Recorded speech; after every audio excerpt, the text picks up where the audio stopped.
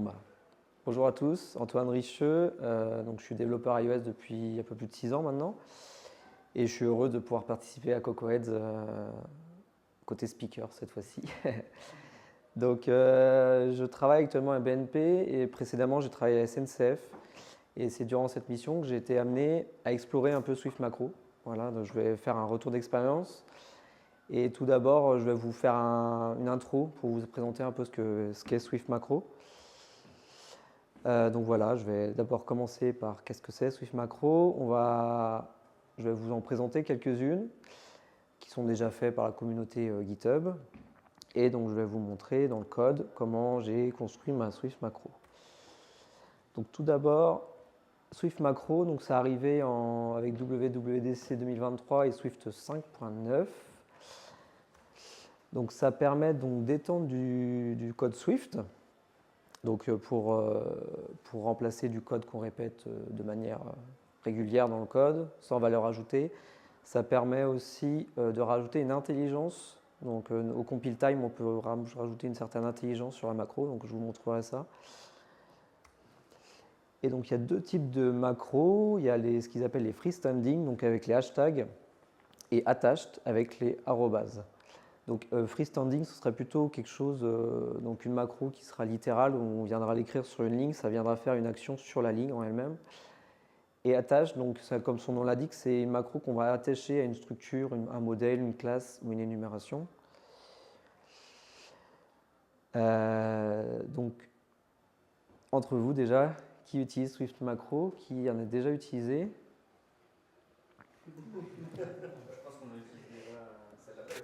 C'est ça, tout à fait. Je pense que tout le monde utilise déjà des macros, par exemple la preview en SwiftUI, le warning, donc ça déclenche un warning dans Xcode, main actor, observable. Donc ça, c'est des termes que je pense que vous connaissez déjà un peu. Et aussi les hashtags file, line et function pour tout ce qui est log. Donc c'est aussi des macros. Pour le cas par exemple de file ou line, ça vient remplacer le hashtag line par le bon terme, donc c'est quand même une macro. Alors avant de passer à la suite, je vais vous montrer donc, ce que je vous disais. Donc observable par exemple, c'est une macro. Tu peux augmenter la taille. Ouais, alors, attends, c'est comme ça. Voilà. Donc là, quand vous faites face à une macro, il y a possibilité de double-clic et de faire expand macro. Et donc là, vous pouvez voir ce que fait la macro. Donc là, dans le cas d'observable, vous pouvez voir qu'en fait, ça vient ajouter des paramètres sur les variables. Ça fait une tambouille interne avec tout ce qui est partie observation et ça étend aussi l'objet au protocole observable. Voilà. Et dans le cas d'une macro freestanding, c'est à peu près pareil, vous pouvez expand la macro. Et donc là, vous avez accès à tout ce qu'il y a dans la macro, notamment le make preview, donc là qui est la finalité de la preview pour faire la vue. Donc voilà, et après le warning, donc là, je ne sais pas si quelqu'un l'a déjà utilisé, mais en tout cas, voilà, ça déclenche un to-do, quoi. Voilà pour l'exemple. Et ensuite, donc, je vais vous montrer d'autres macros que vous pouvez retrouver sur GitHub. Donc là, par exemple, c'est le hashtag URL qui permet de valider que l'URL est bon, est bien formé. Et s'il est bien formé, ça retourne un URL non optionnel. Donc c'est intéressant parce que souvent on a un URL qu'on traîne qui est optionnel, qu'il faut tout le temps qu'on a une wrap. Et dans le cas où l'URL n'est pas valide, donc il y a une certaine intelligence qui génère une erreur au compile time. Donc vous voyez tout de suite qu'il y a un problème. Deuxième type de macro, donc freestanding, mais ce coup-ci, ce n'est pas expression, mais c'est déclaration. Donc là, c'est un exemple avec les FF symboles. Vous pouvez faire un tableau avec une chaîne de strings et ça vient les convertir en enum directement. Et de la même manière, si jamais vous faites une erreur, en fait, au compile time, vous avez une erreur et donc ça permet d'avoir une enum SF symbole safe et voilà. Deuxième type de macro, donc les attached. Donc là, par exemple, là c'est pire. Ça permet donc de générer ici une structure qui est en lien avec la structure donc au-dessus. Et donc là, le book builder va venir créer un objet avec des paramètres par défaut. Le assessor, lui, vous avez peut-être déjà vu, c'est donc le arrobase entry. Donc là, ça vient faire le get et le set directement sur l'objet. Il n'y a pas besoin de le faire à la main, avec toutes les valeurs qui vont bien. Un autre type, le member. Donc là, j'ai pris l'exemple d'une collection view cell. Donc là, ça permet de rajouter une variable dans la classe en question. Donc ici, ça génère automatiquement le reuse identifier pour la collection view cell. Et le member attribute, donc ça, c'est ce qu'on a déjà vu avant avec l'observable. Donc ça vient rajouter des attributs sur les variables. Donc pour le coup, là, ça rajoute d'autres macros sur les variables. Donc c'est une chaîne sans fin. Mais donc voilà à quoi ressemble le member attribute.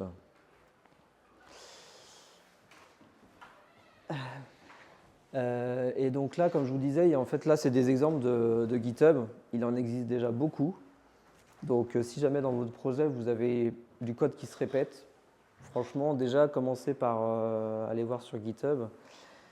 Il y a des SwiftUI, modèles, dependency injection. Vraiment, il y a pas mal de choses déjà qui existent. Testing, enum, voilà.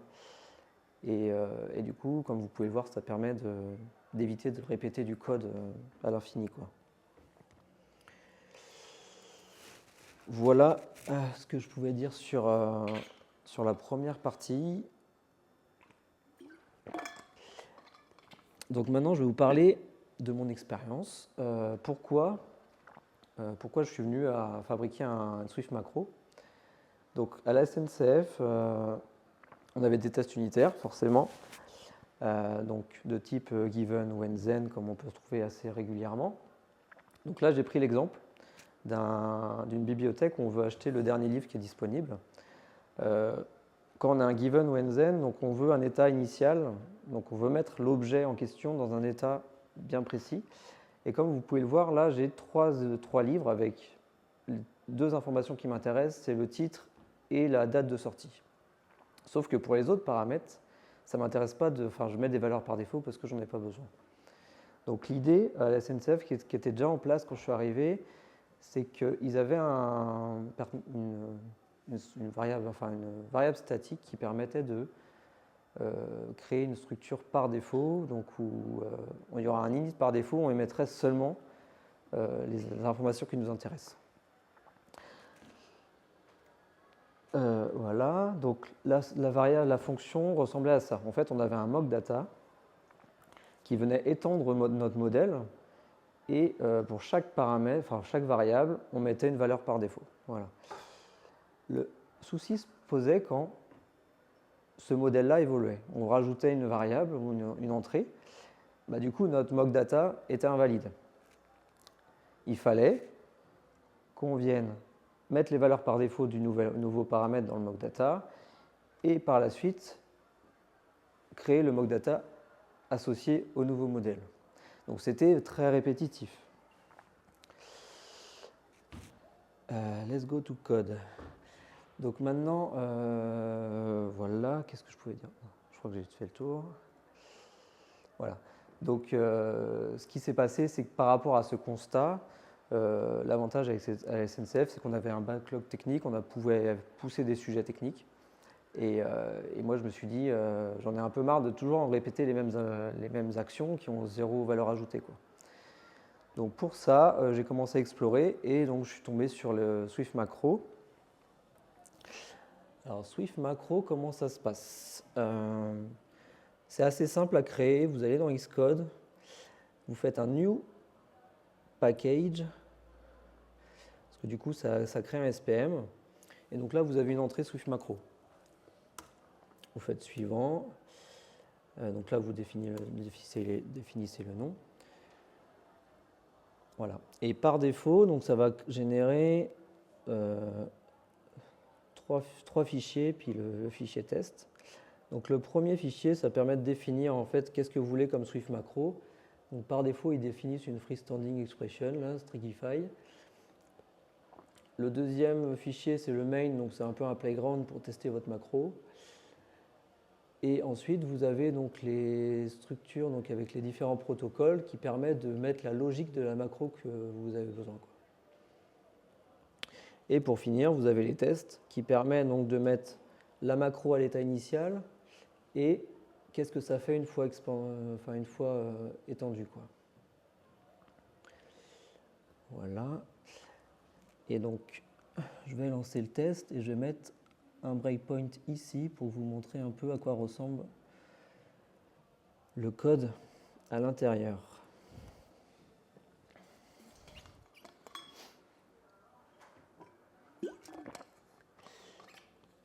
Hop là. Donc là, ça compile, ça va s'arrêter.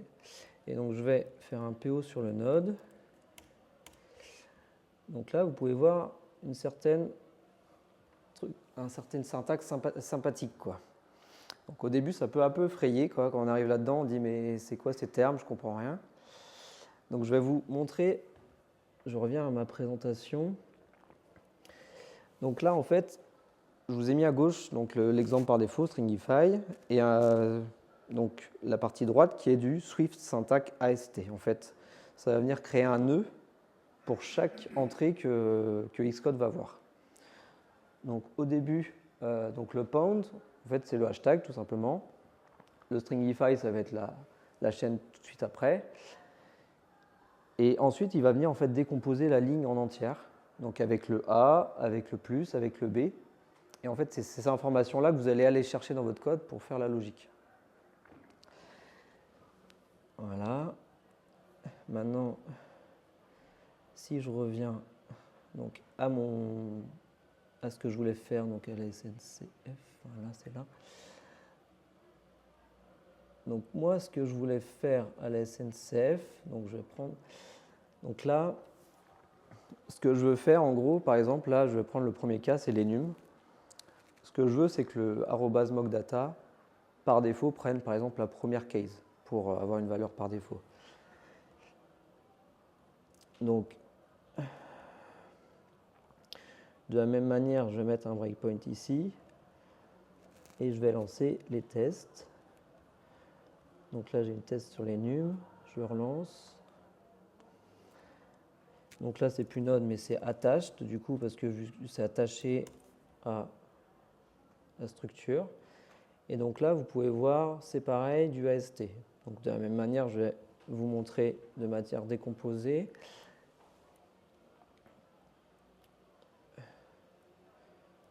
Voilà. Ah oui, il y a une certaine latence. C'est bon? Hop, voilà. Donc là, ça commence par dire que c'est une enum. Le mocdata est attaché à une enum. Voilà. Le @sign, c'est pareil, donc c'est le arrobase, le mocdata, la macro. Et ensuite, vous avez les différents membres en fait, du modèle en dessous. Et ce qui nous intéresse, nous, c'est donc de venir chercher en fait, l'identifiant du case en question. Donc que ce soit le case 1 ou le case 2. Bon, pour arriver à cette finalité, en fait, ce qu'on va faire, donc, je vous omets un peu tous les termes un peu barbares. En tout cas, ce qu'on veut faire, c'est qu'on récupère la première déclaration de l'enum, et après, en fait, on vient chercher l'identifiant du premier case, donc on récupère l'identifiant, et ensuite, on vient concaténer en fait, la chaîne de caractères. Donc je commence par dire static func mocdata avec le type, je retourne le type en fait, et en entrée, je veux le premier case. Voilà. Et je ferme mon accolade. Ce qui se passe si j'étends le mocdata, ça fait quelque chose comme ça. Voilà, donc ça fait, j'étends mon modèle, mocdata, et je retourne le premier case que je trouve. Donc l'enum, c'est un cas entre guillemets, assez simple, il y a seulement une entrée à mettre. Si je continue, donc maintenant, l'enum c'est OK, je passe structure, classe, Donc là, ce que je veux faire dans ma classe, c'est pareil, je vais vous montrer. C'est les slides après. Donc dans le cas d'une structure, on a cette Swift syntaxe ST, donc de la même manière, on récupère, donc là on sait que c'est une structure. Et après, donc on vient attaquer les membres en fait pour récupérer donc l'identifieur pattern, donc qui nous redonne le nom de la variable, et identifieur c'est quoi, type, qui nous donne du coup le type de la variable. Donc comme ça pour x membres. Donc comment c'est fait dans le code?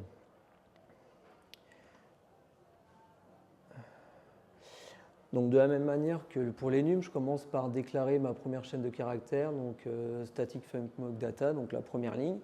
J'ouvre les parenthèses, et là ce qu'on veut dans la structure, donc je vais prendre une petite.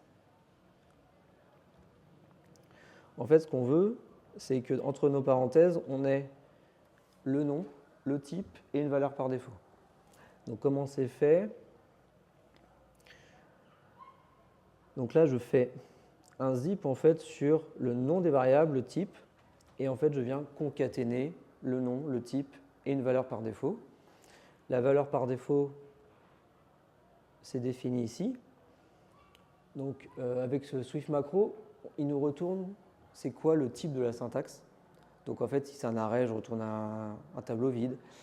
Après, si c'est une URL, je mets une URL bateau, bool, je mets false, etc. etc. Si jamais c'est une valeur qui n'est pas connue, je retourne mock data, parce que du coup, avec ce chaînage, en fait, ça va à l'infini chaîner les mock data, quoi. Donc si c'est un optionnel, je retourne nil. Et donc par rapport à cette valeur qu'on met par défaut, donc voilà, j'ai construit ma première ligne en fait ici, donc entre les parenthèses. Maintenant, ce qu'il faut que je fasse, c'est retourner mon objet et initialiser mon objet. Donc pour ça, de la même manière, je viens ici donc fermer la parenthèse, retourner le type, ouvrir la collade, et ensuite je viens donc créer mon objet, j'ouvre la parenthèse et je viens chaîner de la même manière les variables avec le nom et le type. Enfin le nom et le nom, parce que le nom du coup c'est la valeur par défaut qui est dans l'init. Voilà. Et pour finir, je ferme la parenthèse et je ferme la collade. Et donc là sur un objet un peu plus conséquent, donc si je prends l'autre par exemple, donc ça revient à faire automatiquement en fait toutes les valeurs par défaut de l'objet. Et ce qui est super fun, enfin c'est ce qui est super, c'est que si vous enlevez un objet, vous faites expand et automatiquement il a disparu de la macro. Et de la même manière, il n'y a même pas de compile time là-dessus, c'est automatiquement que Xcode vient régénérer du coup directement l'objet. Donc j'ai présenté ça à l'équipe et c'est vrai qu'ils étaient vraiment intéressés. Donc on a mis en place cette macro dans le projet. Et mine de rien, en fait, ça nous fait gagner du temps à l'instant T, mais ça nous fait gagner du temps aussi dans le temps. Si jamais le modèle il évolue, ça évolue automatiquement. Voilà. Et qu'est-ce que j'avais d'autre à vous dire? Bah, écoutez, je crois que j'ai fait le tour. Voilà. J'ai fait le tour de ce que j'avais à vous dire. Donc voilà, si vous avez des questions.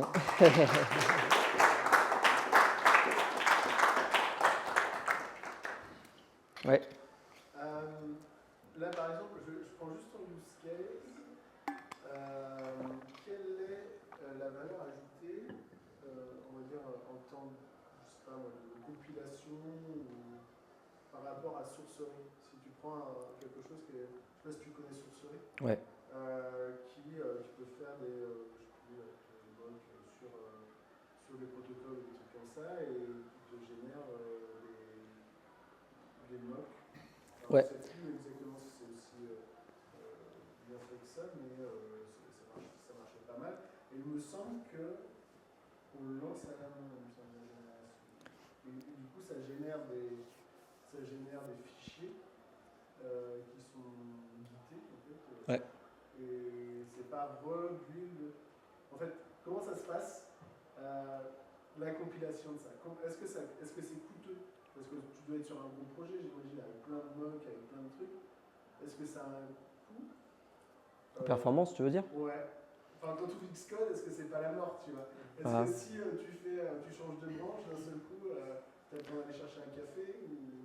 Non, bah après, je pense que. Alors, pour répondre à la première question, sur ce riz, ça permet de générer un fichier à l'instant T. En fait, moi, le plus-value de la macro, ce que je voyais, c'est l'évolution dans le temps. C'est vrai qu'on a vu sur plusieurs modèles à la SNCF où il y a des modèles énormes et il y a une évolution, on rajoute un modèle, ce modèle-là, et de fil en aiguille, en fait, ça rajoute plein de choses. Et tu passes 10 minutes, un quart d'heure à créer chaque mock data associé à X. Et en fait, dans le temps, si ton modèle évolue, pof, à l'instant T, ça évolue. C'est ça qui est super intéressant. Après, au niveau performance, je pense que Apple a quand même optimisé le coup. Il y a Main Actor, tu as View Builder, tu as plein de macros qui existent. J'imagine qu'il y a de l'optimisation qui est faite sur les macros. Autrement, je pense que ça ralentirait partout. Ça n'a pas été notable, en tout cas, quand on l'a intégré dans le projet. En tout cas, on ne l'a pas fait partout tout de suite. Mais ça n'a pas été notable, en tout cas, des performances. L'impact, en tout cas.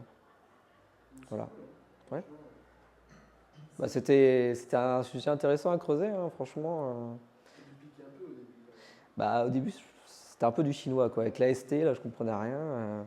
Et puis au final, fil en aiguille avec les forums, les liens et tout ça, tu arrives à comprendre la logique derrière, quoi. Mais...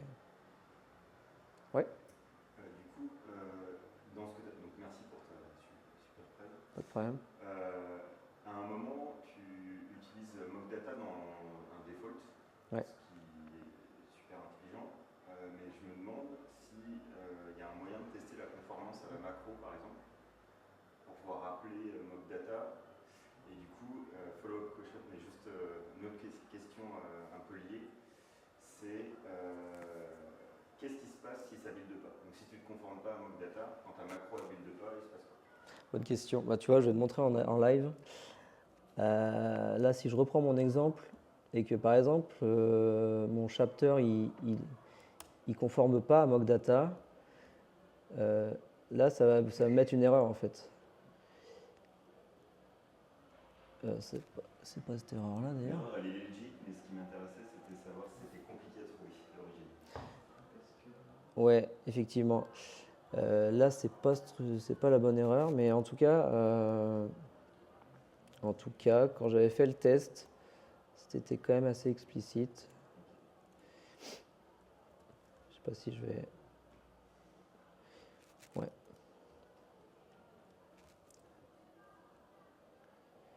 Attends, c'est peut-être quand t'expand, non? Ah, parce que là, c'est un tableau. Alors peut-être que c'est un peu différent. Parce que là, c'est le type array. Ouais, c'est ça. Ouais, tu mets juste un seul chapitre. Ouais, si je mets seulement un seul chapitre, là, je pense que ça devrait poser problème. Ouais, tu vois, chapter has no member mock data. Ouais. Donc ouais, c'est quand même bien fait sur ce principe-là. Juste par curiosité, si sans réduire la macro, tu remets le chapter en arrêt, Ouais. est-ce qu'il s'édite en live dans ta macro direct? Voilà, t'es joueur, toi. Je suis pas sûr quand même. Il est fort, mais à ce point-là, non, je pense qu'il faut quand même fermer. Après, il le fait quand même de manière très dynamique, mais c'est vrai que non, pas jusqu'à là. Ouais, c'était pour revenir un peu sur le sujet des performances. On a vu que quand tu crées ta macro, il y a une dépendance sur Swift syntax. Ouais.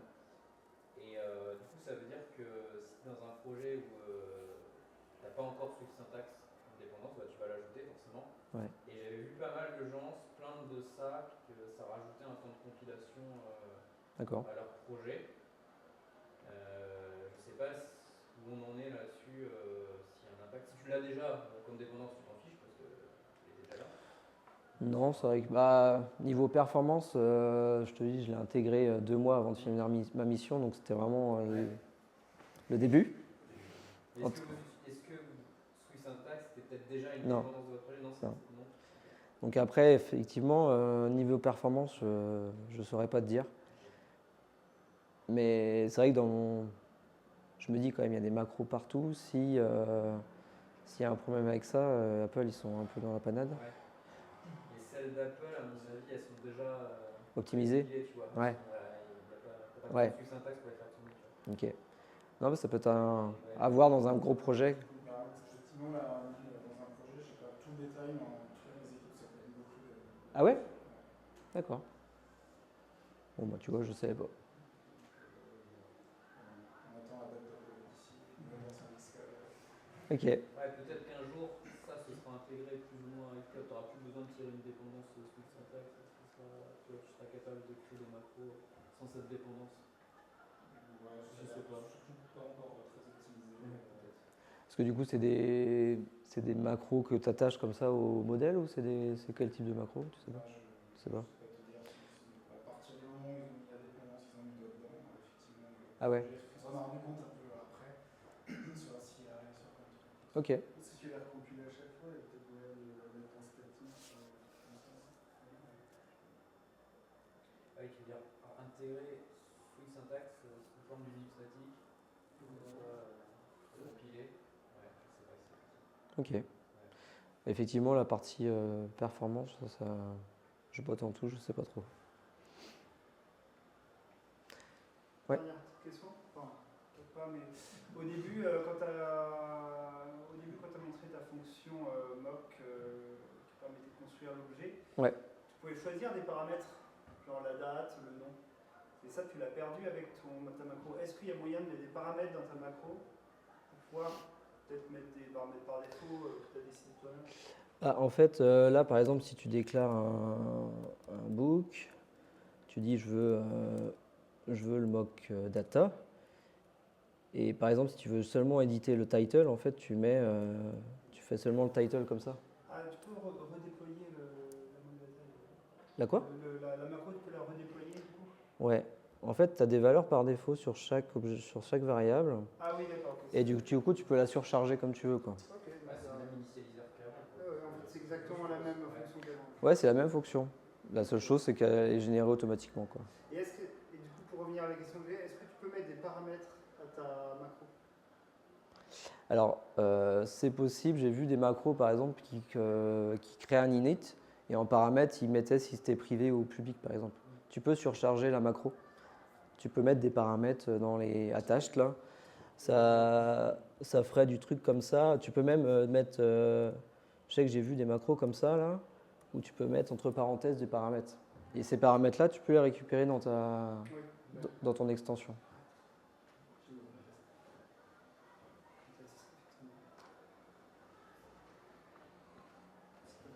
Ok? Merci beaucoup. Bah de rien. Merci.